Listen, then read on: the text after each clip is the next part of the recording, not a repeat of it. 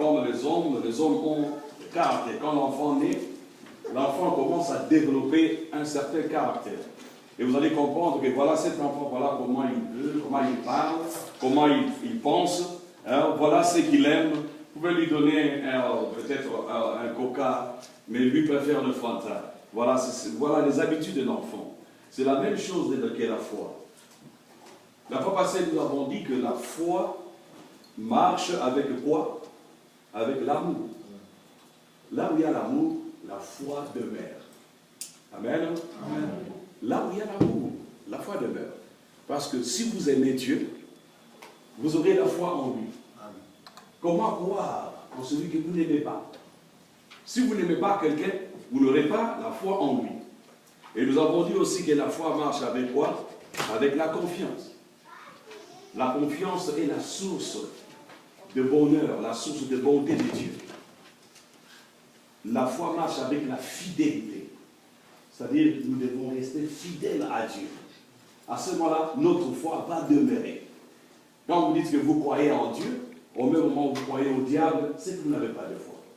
Alléluia. Amen. Alors aujourd'hui, nous voyons autre chose. C'est la continuité.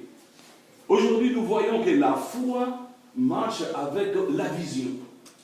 Je ne parle pas de la vision du travail, le ministère, ça peut être aussi. Mais je parle de la vision de votre vie. La foi, d'abord, c'est quoi? La foi, c'est la réponse de l'homme à la révélation de Dieu. La foi, c'est la réponse de l'homme à la révélation de Dieu. Vous savez, Dieu fait des grandes choses dans notre vie pour montrer qu'il est. Amen. Amen. Dieu fait des choses pour montrer qu'il existe. C'est pour cela que la Bible nous dit que nous devons croire. Si vous voulez marcher avec Dieu, vous devez croire d'abord qu'il existe. Alors si vous croyez que Dieu existe, alors Dieu va marcher avec vous. On marche avec Dieu par la foi et non par la vue. Parce que personne n'a vu Dieu. Nous croyons en Dieu parce que nous croyons qu'il est. Dieu n'est pas Dieu parce que nous disons qu'il est Dieu. Dieu, il est Dieu parce qu'il existe. Il existe. Il est. Il est Dieu parce qu'il est Dieu. Amen. Personne ne peut changer qui il est. Dieu est. Il existe. Alors la Bible nous dit, c'est par la foi que nous croyons que l'univers existe. C'est par la foi que nous croyons que tout ce que nous voyons a été créé par Dieu.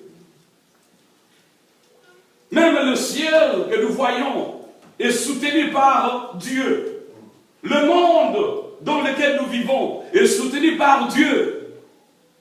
Votre vie est soutenue par Dieu.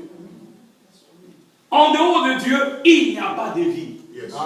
La Bible dit, l'insensé dit que Dieu n'existe pas. Alors, quand il meurt, il se retrouve dans la présence de Dieu, il se pose 1000 et 1000 questions. À ce moment-là, il n'aura pas de réponse. Parce que sa réponse, c'est quoi? L'enfer. Je ne t'ai jamais connu. Amen. Alors, aujourd'hui, nous voulons parler d'autre chose. La foi marche avec la vision. C'est-à-dire, Dieu nous donne la vision de notre vie. Chacun de nous a une vision de sa vie. C'est pour cela qu'il faut être seulement prudent. Et il faut être seulement, qu'est-ce que je peux dire? Prudent pour savoir, conscient, et savoir saisir les circonstances et les occasions.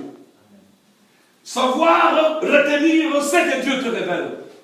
Pour savoir que ce que Dieu dit, c'est pour moi. C'est pour ma vie. Moi, Dieu m'a parlé à 6 ans. Là où je suis, je sais ce que je suis. Amen. Et je suis qui je serai. Amen. Amen. Parce que Dieu m'avait parlé. J'avais encore 6 ans. Donc Dieu donne la révélation à chacun de nous. Il faut seulement être prudent pour comprendre les choses de Dieu. La Bible dit, Dieu parle tantôt d'une manière, tantôt d'une autre. Si vous savez qui vous êtes, vous n'allez pas faire de mélange.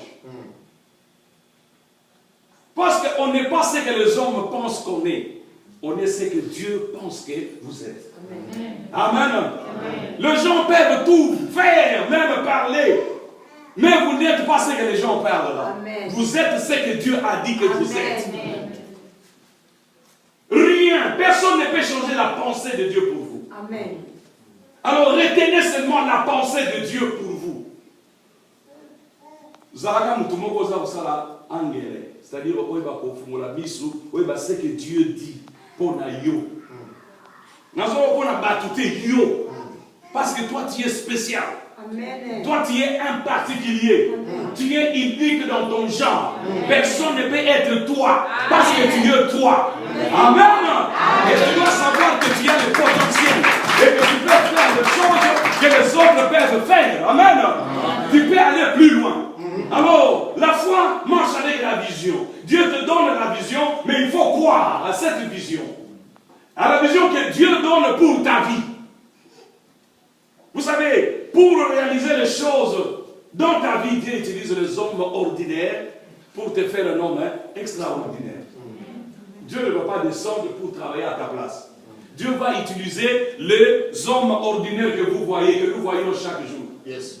C'est pour cela, si Dieu t'utilise pour aider quelqu'un, bénir quelqu'un, peuple de Dieu, il ne faut pas s'enorgueillir. Parce que tu as été seulement un outil de Dieu. Amen. Reste là. Le reste, c'est Dieu qui sait. Amen. Toi, tu as été un canal pour la bénédiction de quelqu'un. Parce que tout le monde a aidé quelqu'un d'une manière ou d'une autre. Amen. Mais il ne faut pas s'enorgueillir. Il ne faut pas apporter des galons. Sinon, vous allez perdre quoi? La récompense. Amen. Alors, la foi marche avec la vision. Quand Dieu te donne la vision, il faut croire que toi, tu seras sexy. Peut-être bien dit que tu seras PDG. Il faut croire. Ne cherche pas à savoir des calculs, comment j'arriverai là. Non, Dieu va utiliser toujours les canaux. Mais parfois les gens font des erreurs. Qu'est-ce qu'ils font? Ils commencent à chercher à faire ce que Dieu a dit là, ce qu'il a vu là. Ils lui commencent à chercher, ça c'est mécanique. Mais il faut le faire d'une manière de la foi. Attendre le moment de Dieu. Parce que tout ce que Dieu nous montre est fixé dans le temps. Vous savez, la Bible dit, au temps marqué. Yes. Quand j'étais pécheur, Jésus est mort pour moi. Vous comprenez? La Bible nous dit, au temps marqué. Quand le temps était venu, Jésus devait naître. Et il est né. Est-ce que vous comprenez? Yes. Dieu avait marqué ça dans le temps. La Bible nous dit que les prophètes ont voulu voir ce temps. Ils n'ont pas vu ça. Pourquoi? Parce que ce n'était pas leur temps. Mais il y avait un temps que Dieu avait mis, que Dieu avait fixé pour que cela arrive. Et la Bible nous dit, quand ce temps-là arriva, ce qui devrait arriver arriva. Est-ce que vous comprenez? Alors quand le Seigneur te donne une promesse, il faut attendre. Parce que cette promesse a été située dans le temps. Amen. Cette promesse a été située dans le temps. C'est pour cela qu'il ne faut pas commencer à regarder les autres. Quand Dieu élève quelqu'un, ce n'est pas ton problème. C'est son temps. Quand Dieu élève l'autre, ce n'est pas le problème. C'est son temps. Mais qu'est-ce qu'il faut dire? Comme il a béni celui-là, c'est que mon temps arrive. C'est ça. Tout est marqué dans un temps, dans le temps de Dieu. Maintenant, la vision là que Dieu t'a donnée, c'est la boussole de ta vie. Il ne faut pas aller à l'écart. Quand Dieu a dit que tu seras serviteur, et toi tu te fais musicien du monde, quelqu'un pour danser les nobles, tu passes à côté. Attention. Quand Dieu dit que toi tu seras ceci, et ça dans la pensée, que je serai ça. Mais la façon dans laquelle cette chose va s'accomplir, je ne connais pas. Voilà, il y a quelqu'un qui a fait une erreur. C'était Abraham. Dieu a dit à Abraham que je te donnerai un enfant. Mais Abraham a commencé à chercher une manière humaine pour avoir l'enfant. Voilà la situation aujourd'hui. Palestine, boum, boum, boum. Vous comprenez? Palestine, boum, boum, boum.